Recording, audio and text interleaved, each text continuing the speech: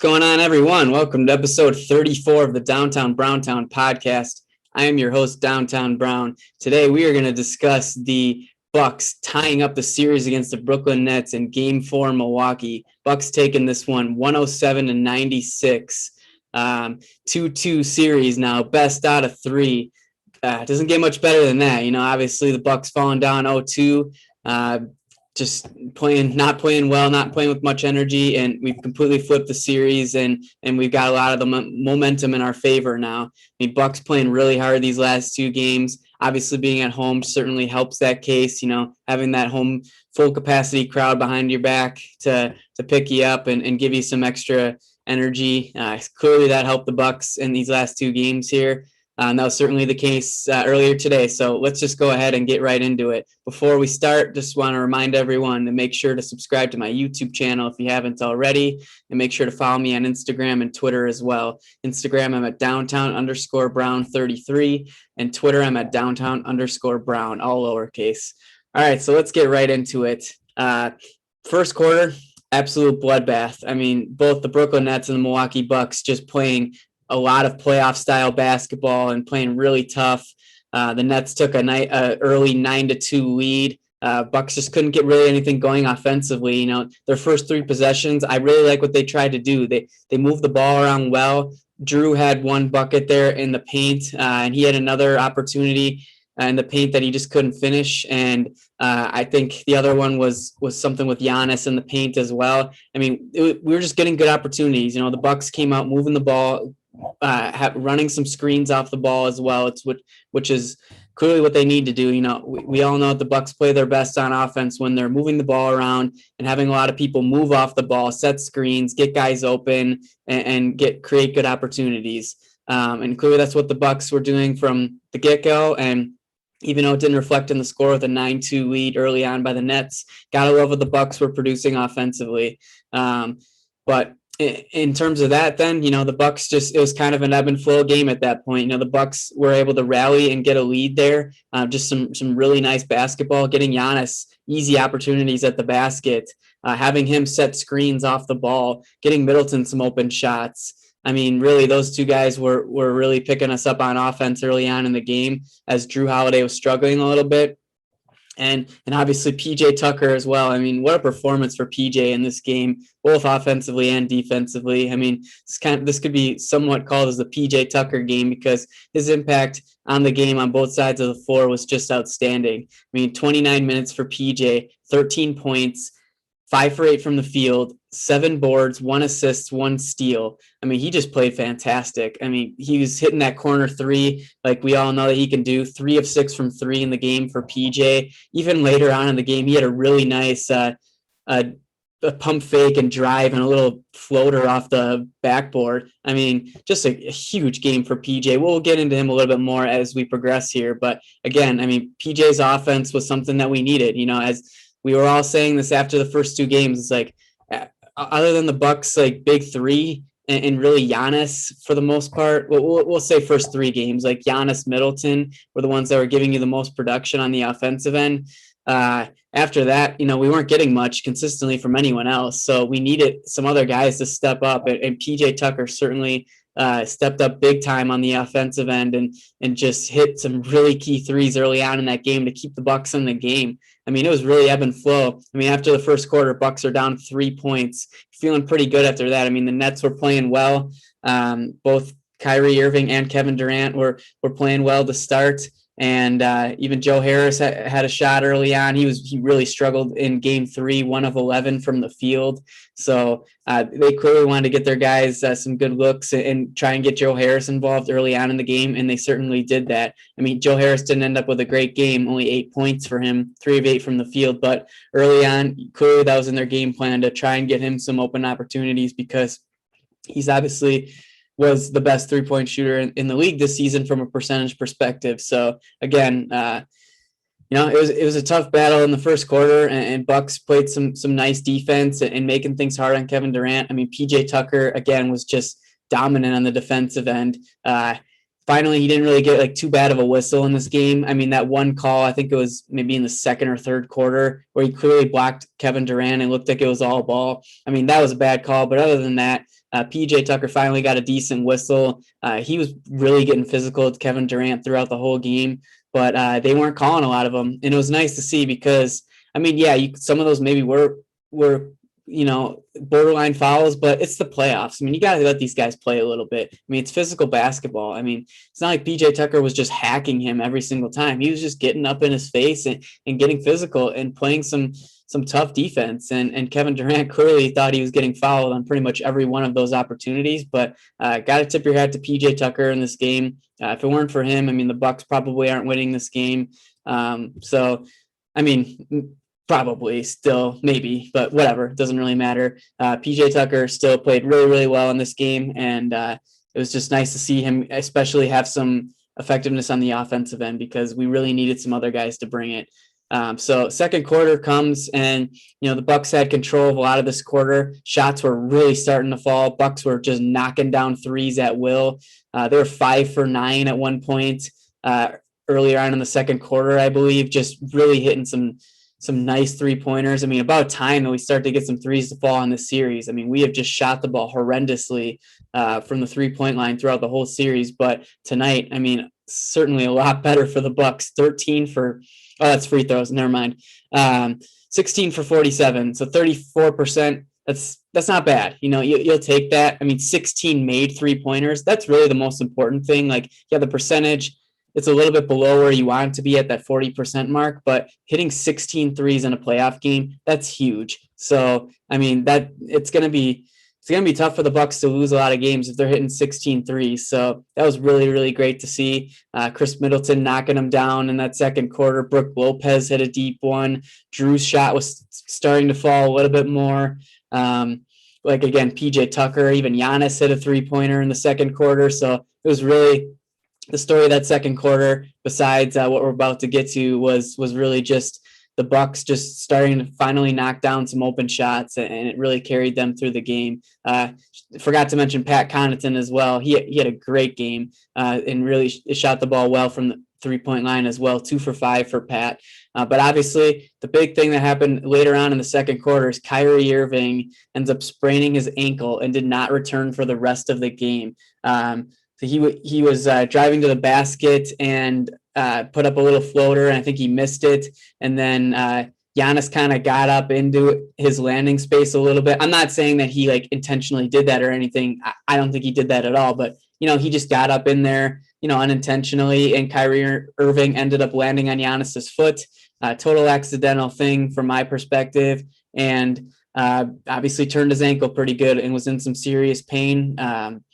There was a possession where the Bucks had the ball then, and Kyrie was down the whole time. And then once the Nets got the ball, I think they called the timeout. But obviously Kyrie in great pain. You saw him walk off into the locker room after that and could put some weight on the ankle, but clearly he was grimacing and in a lot of pain. So hate to see that, T's and P's out to Kyrie. Don't never want to root for injuries in the NBA in this day and age. But obviously that was a huge swing in the Bucks' favor when Kyrie goes down and it doesn't return for the rest of the game. Now we'll see what happens the rest of the series. We'll get to that a little later. But again, I mean, the Bucks have had lots of opportunities from an injury perspective to take advantage of in this series. Game 1, they were not able to capitalize on that opportunity. James Harden hurting his hamstring 43 seconds into the game. Ended up losing that one. Kyrie Irving gets hurt at the end of the second quarter. Bucks take advantage of that one and end up taking the win. So huge for the Bucks to be able to do that. Obviously, we don't know what would have happened if Kyrie would have stayed in the game. I think it would have been more of a battle throughout, but excuse me. Yeah, I mean, obviously that happening just kind of throws a lot of things off for the Nets, and they're forced to have other guys step up and try and make some plays. So again, hate to see it. T's and P's out to Kyrie. And we'll see what happens in game 5, see if you'll be out there. But again, that was the big thing that happened in the second quarter. And really from that point, the Bucks were able to take advantage and just kind of take a hold of the game. And really, you never really felt like they were losing the lead that much in the game, or like felt like they were going to lose the game. There were still close leads at times, single digit leads even in the third quarter. But again, it just felt like the Bucks really had control of the game, and we're going to end up taking the win. But again, we'll touch on the second half here a little bit. Obviously, Giannis was just dominant. He was getting to the paint at will. I mean, they had Jeff Green thrown at him, so he ends up returning from his plantar fascia injury that he suffered in, I think it was game 2 of the Boston series, and he missed 6 consecutive games and ends up returning and actually played decently well. He drew a charge earlier on Giannis in the second quarter, which was that was the right call. Jeff Green was set right before Giannis did that poster dunk where he jumped and reached out one hand and dunked it right over him. But obviously that was the right call there. And Jeff Green, he got to the free throw line early in the second quarter, and he definitely provided a spark for that team. And he's a great player, been a good role player for them all season. He has career averages from his field goal percentage this season and from 3-point land. So he's a really, really smart player, a leader in that locker room, and just a versatile defender and a guy that's clearly going to help them throughout the rest of the series. And he actually looked pretty healthy. I thought that he was going to be a little more limber out there with that foot injury, because those can definitely linger, that plantar fascia injury. But again, he provided a spark for them, but he was not able to stop Giannis one-on-one. I mean, Giannis was just getting to his spots in the paint in the second half, especially just knowing when to drive and knowing when to pass. That's the key thing with Giannis, is just letting the game come to him and just, choosing when should I go and try and really drive and go to the basket and try and get an easy opportunity. Or if there's 2 guys coming at me, or if some guy's really staying with me one-on-one, then look in the corner, look for a wide open shooter. He had some really nice passes throughout the game to guys like Pat Connaughton, Brooke Lopez, Drew Holiday, where, again, he was getting a little stuffed on defense during that possession, and he just made the right play. And that's really all you want to see from Giannis. Clearly, sometimes he can be a little too aggressive and just trying to force things and create those opportunities where he gets charges. I mean, Giannis had multiple charges in this game. I think it was at least 3. He got into a little bit of foul trouble early, but wisely using his coach's challenge in the second quarter when he picked up I think it was his 3rd foul, when it was, I think that was Jeff Green guarding him again, but clearly that was a block. Jeff Green was moving the whole time, and they reversed the call, and Giannis ended up getting an and one opportunity and not picking up his 3rd foul towards the end of the second quarter. So again, I think there were times where he was just being a little too aggressive. He got called for a charge. It was his first foul earlier on in the game when Blake Griffin was guarding him. That was definitely a block. Blake was totally moving. That was a joke call. But anyways, I just think there were certain points of this game where he was just trying to push it a little too much. But, really in that second half, he was dialed in. He was making the right decisions and really just making everyone else better around him, including obviously himself. And when he was attacking the basket, I mean, Giannis finishes the game with 34 points, 14 for 26 from the field in 38 minutes, 1 for 5 from 3. A little too many 3-pointers for my liking still. Obviously, he knocked one down early, so I was fine with him, trying a couple more, seeing what happened. But when they're not falling, I feel like he's just got to not settle for that shot, because obviously that's what the Nets want every single time, is Giannis to shoot a 3-pointer, because it's not an efficient shot at all. And they don't want him getting into the paint, because that's what he does best. So again, 1 for 5 from 3 for Giannis. Not great. Again, struggle from the free throw line, 5 for 10, 50%. It's not going to get it done. I mean, he's got to get better at that. He had some better ones this game, but it's just not consistent, and it's definitely concerning. Even though the Bucks end up taking the win and Giannis has a great game, still always things to improve on. And obviously for Giannis, it's at the free throw line, and he's just got to be better there. Got to be at least around that 70% mark. That's where you want him to be. So not the best from the free throw line again from Giannis, but still, other than that, 12 boards for him, 3 assists and a block. I mean, just an absolutely outstanding performance for Giannis. He's clearly the MVP of this game. I mean, he was just so freaking good in this game, both offensively and defensively as well. So again, I mean, especially in the second half. I think the Bucks just realized, okay, Kyrie Irving's out for the rest of the game. Like, we got to just get this. Don't give the Nets any sort of confidence whatsoever. Just hold the lead, maintain a lead, play hard on both sides of the ball. Giannis is going to get his, and just hope that the rest of the guys can knock down some shots, and we're going to take home this W and tie up the series. And that's exactly what the Bucks did. Third quarter was a bit of a struggle from the 3-point line. Shots weren't falling. I think we were 1 for 9 from 3. It might have changed at the end of that third quarter, but I remember right at the end, or a couple minutes left in the third, Bucks were only 1 for 9 from 3. I mean, that's tough. But again, Giannis was just getting to his spots, and really it didn't matter at that point because he was just taking over the game. Bucks end up taking the third quarter by 7.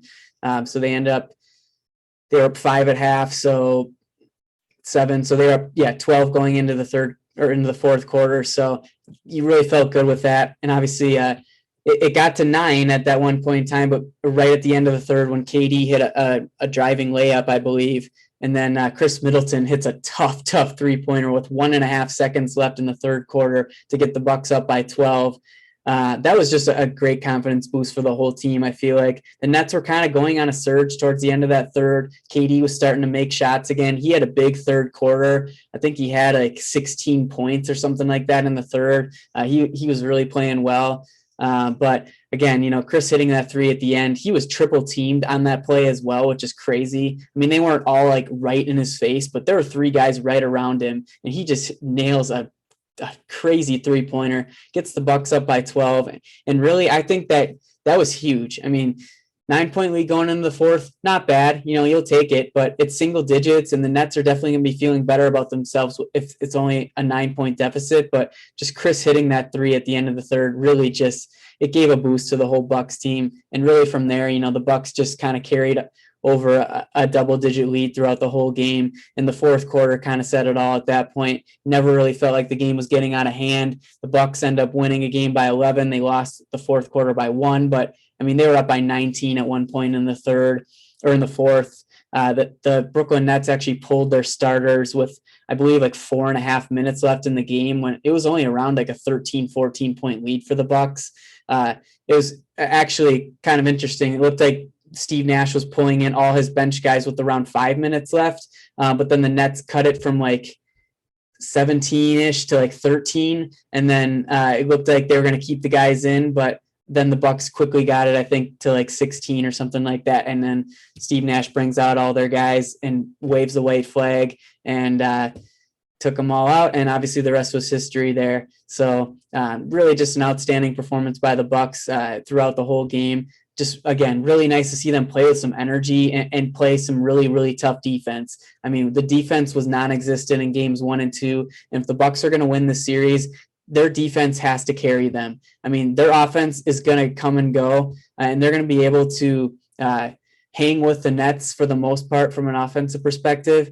But if they're going to do that, their defense has got to be there, because if they're not playing defense, the Nets can easily put up 140 points. And it's going to be hard for the Bucks to keep up with them from that perspective, from a scoring standpoint. So again, gotta keep the defense going, and really it was there throughout the whole game. I mean, PJ Tucker obviously was just locking down Kevin Durant throughout the whole game. Kevin Durant was 25% from the field when PJ Tucker was the primary defender on Kevin Durant. I mean, that is spectacular. And not only PJ, I thought Chris Middleton played some really, really solid defense on Kevin Durant as well. A couple times Durant got to the basket. There was one play, I think, in the third quarter where Chris was just playing picture perfect defense against Durant, but he just kind of stumbled his feet just a tiny little bit, and Durant was able to get past him and end up dunking at the basket. I remember Jeff Van Gundy on the broadcast brought it up too, that like that was just perfect defense, but Kevin Durant just was able to just take advantage of that little misstep by Middleton and get to the basket. I mean, he's obviously an elite scorer in this league, so he's going to get his. But I really liked the defense I saw from Chris on Kevin Durant. And I like them just throwing different bodies at him. We saw Drew Holiday go on Durant as well. He had a little bit of a harder time. He still was staying with him pretty well, but I mean, Kevin Durant's just got the height advantage on Drew, so he's going to be able to get to his spots in the mid-range and pull up and pretty much have an uncontested shot. on Drew Holiday most of the time. So, I mean, even though Drew's able to stay with him, it's just hard for him to contest shots on Durant because of that height difference. But I really like the Bucks just switching it up on Durant, throwing Middleton at him at times, maybe a couple spells of Drew Holiday on him, and PJ Tucker, when he's in, he's on him at all times. And getting physical with him. And clearly he got in Kevin Durant's head in this game. I mean, he was barking at the refs a lot, trying to get calls, and they weren't calling him. And he just looked like he was frustrated. So again, that's PJ Tucker right there. That's what he does. That's why the Bucks brought him into this team, because of his defense.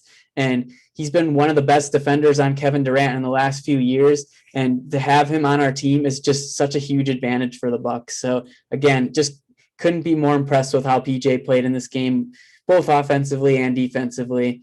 And it was awesome to watch. I love his energy out there, and he's definitely going to be a key throughout the rest of the series here if the Bucks want to take this one.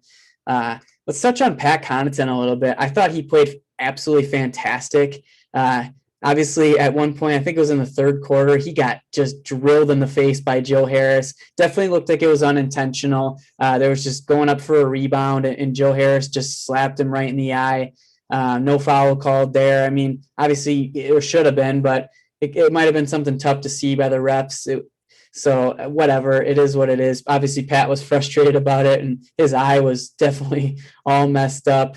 Had a nice gash there, blood dripping on his face. But yeah, I mean, Pat Connaughton, his defense today was just spectacular. His off-ball defense was so great in this game. I mean, he ends up picking up 4 steals in this game with 2 blocks as well. I mean, just got to tip your hat to Pat Connaughton in this one.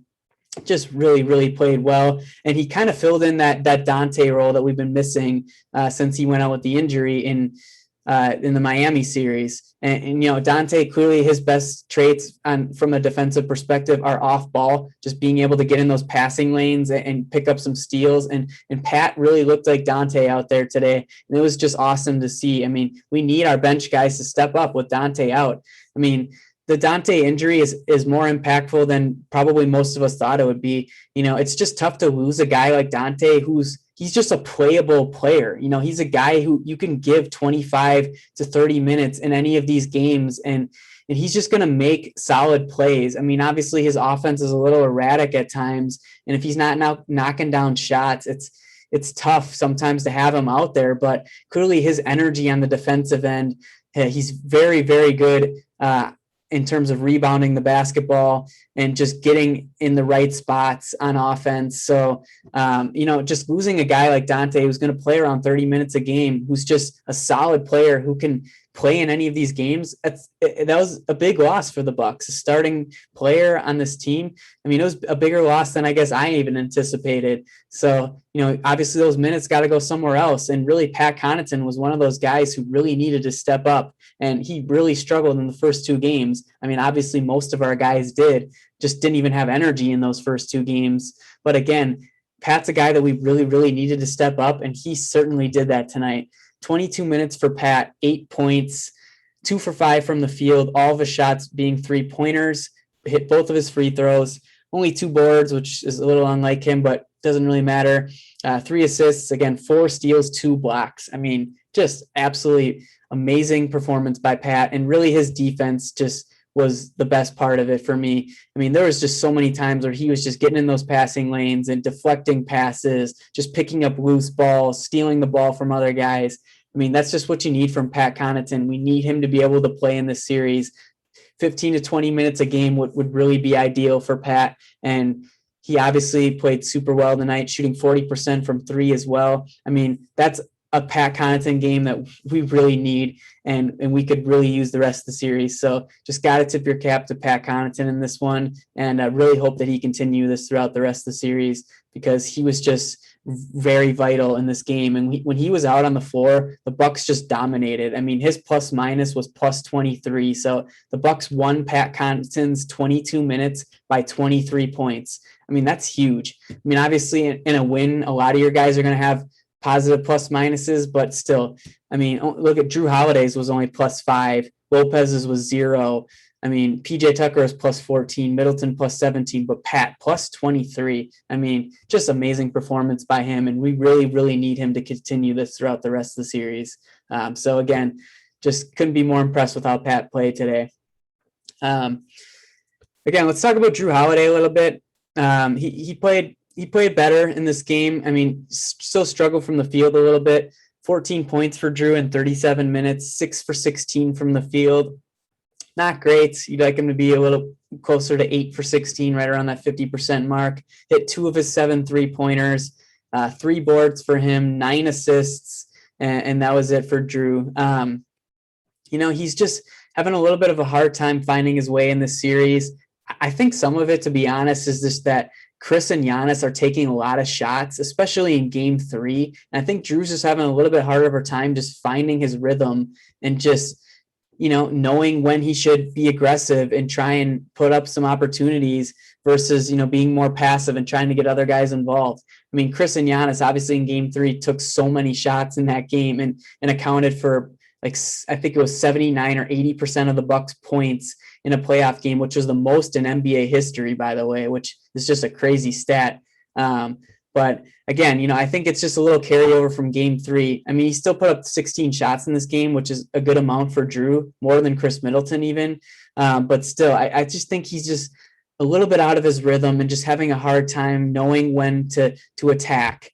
And that's what I've seen from Jrue throughout the series. I think he also really needs to get into the paint more. We saw a couple times where he was able to back guys down. He had a really nice little layup against Nick Claxton where he just used his upper body strength and was able to just put the shot up without Claxton being able to block it. I mean, Drew's a really, really strong guard. So he should just try and get into the paint more and versus settling for tougher jump shots. I mean, his shot was falling a little bit better.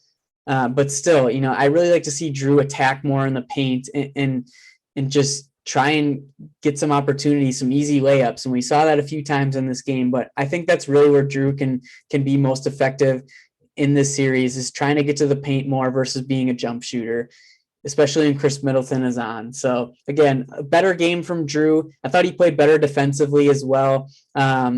He was doing well on Kyrie when he was in the game. And then obviously it was a little bit easier for him being matched up with guys like Mike James, Joe Harris here and there, Bruce Brown.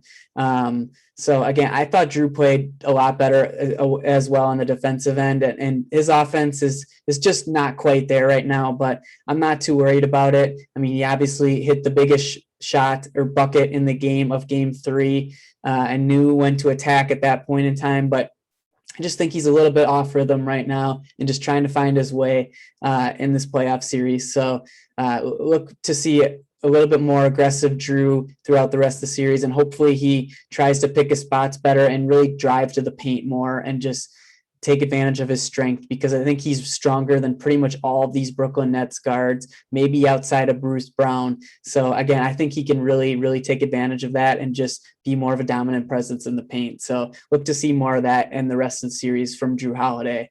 Touch on Brook Lopez a little bit. He didn't have a huge stat line in this game. I mean, 33 minutes for Brook, 6 points, 2 for 6 from the field, all of those being 3-pointers, 11 boards for Brook, 1 assist, 3 steals.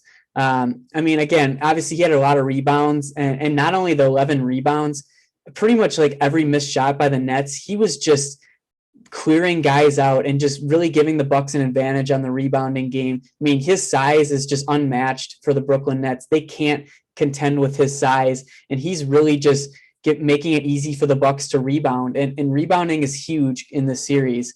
Obviously, we saw in game 2 that the Brooklyn Nets were just really killing the Bucks on the rebounding game. Even in game 3, Bruce Brown was just picked up all those loose balls. It felt like all those 50-50 rebounds. He was grabbing them. But Brook really just used his size to his advantage in this game and just picked up the 11 rebounds, which is a lot for him. Brook is usually averaging, I think, around like 5 to 6 rebounds a game, could be even a little less. He's usually not the high volume rebounder. A lot of that is Giannis and even like guys like Dante and Middleton picking up more rebounds than than Brook Lopez, but I really liked just how he was playing in this game from the rebounding perspective and just altering shots at the rim as well. I mean, he didn't pick up any blocks this game. He had 6 in game 3, which is just nuts. But again, I think he's just really altering shots at the rim. Guys like Kevin Durant and others who are driving to the paint, they're struggling to compete with Brook Lopez's size, and he's just really making it tough for them to make these close shots in the paint. So even though Brook didn't have the biggest stat line, I really like what I saw from him throughout this game, especially just him being able to dominate the rebounding game. I mean, the Bucks actually got out rebounded in this game, which I didn't realize. 43 for the Nets and 42 for the Bucks, which is kind of interesting. It didn't seem like that, but still, I mean, even when Brook Lopez was in the game, he was just making it easier on the Bucks. And I really like what I saw from him today. I mean, he hit a couple big threes. I'd like to see him, maybe post up a little bit more, but clearly that's not something that the Bucks are going to in this series. After game 1, really, they didn't take advantage of Brook Lopez's size at all in the paint, which still is kind of a surprise, especially if we're lacking on the offensive end. I think that's just a pretty efficient shot, is to just give it to Brook Lopez in the paint, see what he can do. Hopefully he doesn't force something too bad, but a lot of the times he's going to be able to take advantage of his size and just get a pretty nice jump shot or a little floater or even just a dunk in the paint. So, but his stat line's not going to say a lot, but I think Brook played really, really well tonight. We could touch on a few other guys here. Bobby Portis only logs 12 minutes, didn't score a point, 0 for 3 from the field, missed his only 3-pointer, 1 board, 1 assist, but 2 blocks for Bobby. I mean, he came in with around 6 minutes in the first half, or in the first quarter, and his defense was outstanding. I mean, he picked up those 2 quick blocks, one on Kevin Durant. I can't remember who the other one was on. It might have been on KD again, but I mean, Bobby Portis played really, really well on the defensive end and just gave the Bucks a really big spark when they were a little bit sluggish on the offensive end early. And I was not expecting just that defensive tenacity from Bobby Portis early on in that game. And I think that was really important. Even though he didn't make an impact on the offensive end, which is usually what he ends up doing in these games, he made an impact in the game, especially in that first quarter. So, I mean, not much from a stat line perspective to talk about from Bobby Portis, but, his defense in the beginning of the game was crucial for the Bucks. And I think it just gave them some energy really for the whole team. So gotta be happy with what Bobby gave you in limited minutes today. We'll touch on Chris Middleton. I forgot to mention him in the starting lineup. He logs the most minutes for the Bucks of 41, 19 points for Chris, 7 for 15 from the field, 3 of 8 from 3, hits 2 of his 3 free throws, 4 boards for Chris, 8 assists, 2 steals, and 2 blocks. I mentioned it earlier. I really liked his defense on Kevin Durant. He had a really nice block on KD and 2 other blocks in the game as well. I mean, I thought Chris played absolutely fantastic today. I mean, 7 for 15 from the field, definitely take that anytime. Just a hair under 50%, 3 of 8 from 3, not bad at all.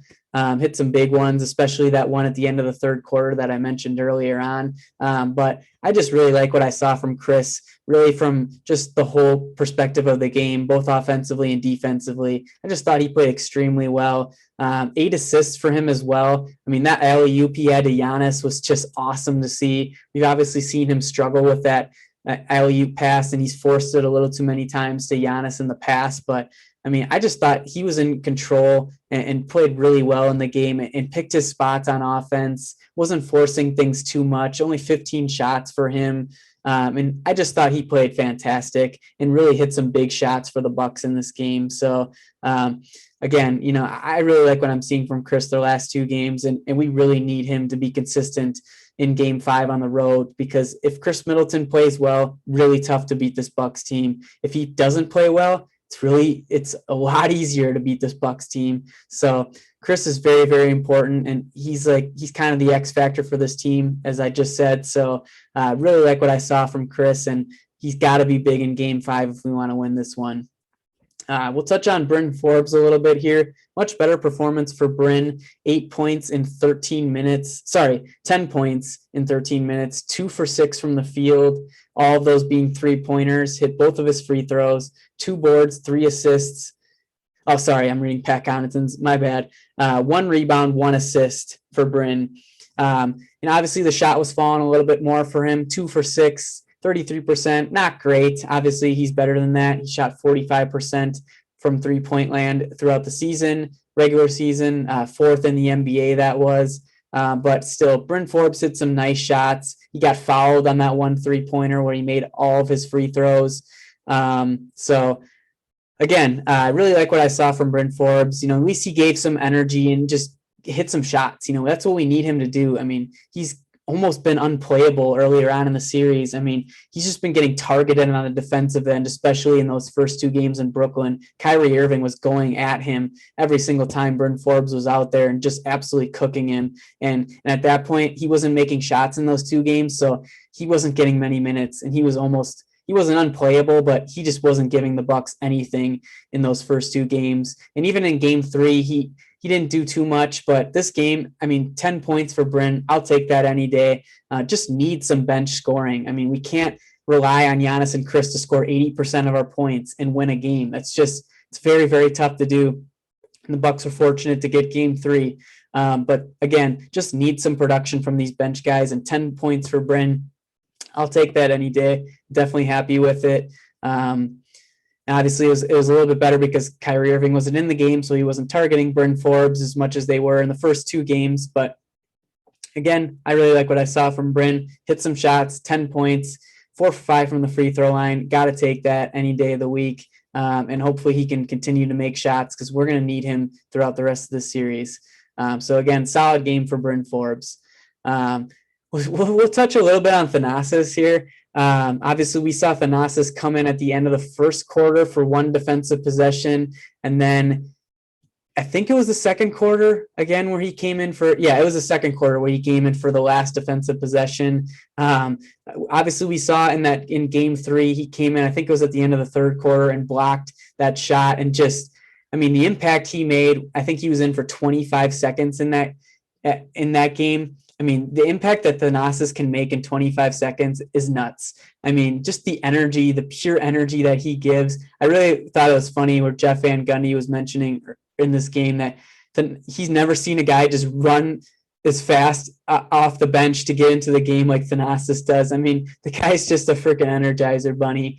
It's awesome to see. The fans love it. He gets so hyped up, and he's just going to give 110% every single time he's out there. And I like Bud doing that. If they've got one, like if the Nets have the ball and it's the final possession of a quarter, throw him in there. Especially when guys like Giannis, PJ Tucker, really anyone are in foul trouble. They took both Giannis and PJ out. I think it was the end of the second quarter, just so they wouldn't pick up a stupid foul. That's really smart coaching by Coach Budenholzer to do that.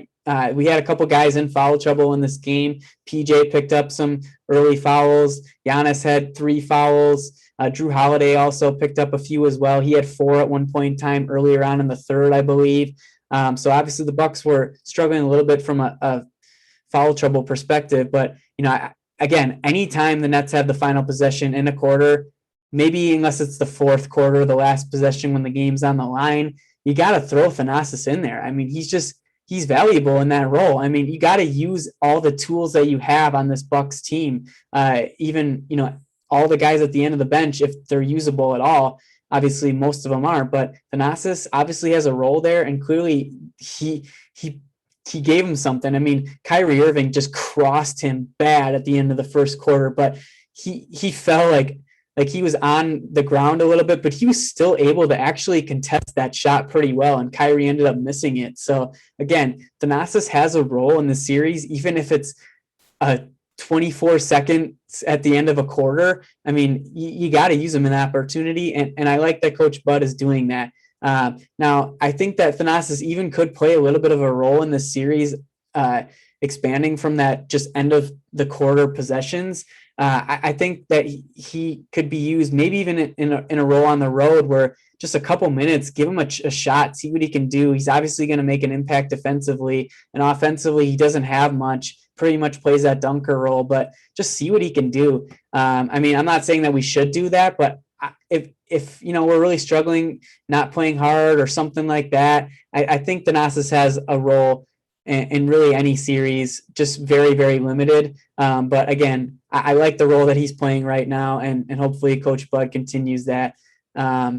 Interesting to see Elijah Bryant got some meaningful minutes in this game. It was mainly when Pat Connaughton went out into the locker room to get stitches on his eye. But Elijah Bryant got a couple minutes in this game, impactful minutes. And I mean, he didn't give him much. I mean, he had 6 minutes total in the game, 0 points, missed both of his 3-pointers, 1 board for him. So obviously not much, but I thought he actually moved his feet decently well defensively. So I'm curious to see, if that's something that maybe they go to going forward. They didn't give that to Jeff Teague, obviously. So Elijah Bryant getting some meaningful minutes is just kind of interesting to me and something to monitor. If the Bucks unfortunately pick up another injury at the guard position, maybe it's Elijah Bryant rather than Jeff Teague. So nothing really to be concerned about there, but I just thought it was interesting that they turned to Elijah Bryant instead of Jeff Teague when Connaughton went out. So just wanted to mention that. So that's all I've got for the game. Obviously, Bucks now tied up 2-2, going to Brooklyn Tuesday night. The time of the game is still to be determined. And then obviously the Bucks will get Game 6 at home. I will be there. I cannot freaking wait to go to that game. Really hoping that we can find a way to win Game 5 and be able to close out that series in Milwaukee. My Bucks in 6 prediction would stand. Obviously, just want the win in the series to move on and beat this dominant Nets team. But again, Game 5 is really going to be the tipping point for the series. When series are tied 2-2, I think the winner of Game 5 wins the series. It's like mid 80% of the time. It could be even closer to 90% of the time. So obviously that stat is pretty telling there. And the Bucks got a golden opportunity here, especially if Kyrie Irving does not play in Game 5. They've got to win this game. I mean, James Harden, there's no way he's going to be back in Game 5. The broadcast was mentioning that he's starting to get some on-court work, but he's still not quite ready to get out there. I mean, if he's just getting on-court work, I mean, there's no way James Harden's playing in Game 5. I don't think we're going to see him the rest of the series. That's my prediction. Even if it goes 7 games, I don't think James Harden will play in any of those games.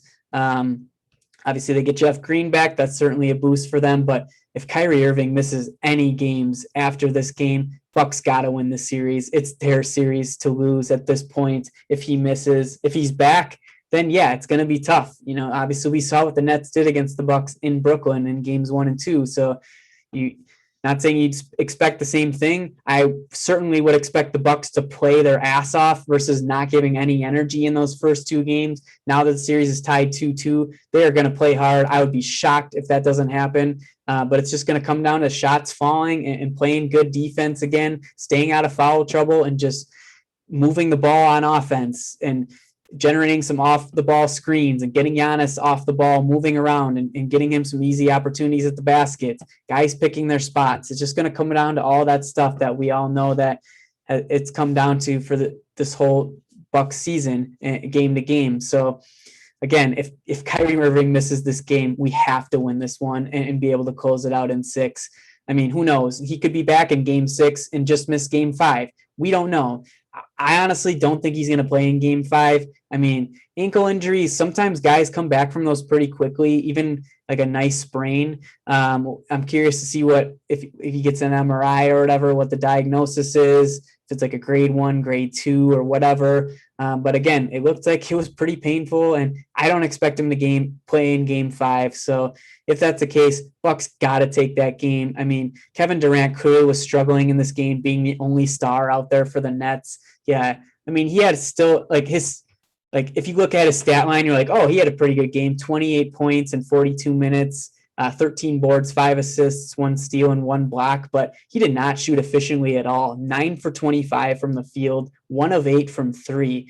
I mean, yeah, 28 points is good, but he just did not play that well in this game, and the Bucks really defended him well, and he was just struggling to be really the only shot creator on that team. So if that's the case, the Bucks have to win Game 5, or I don't know.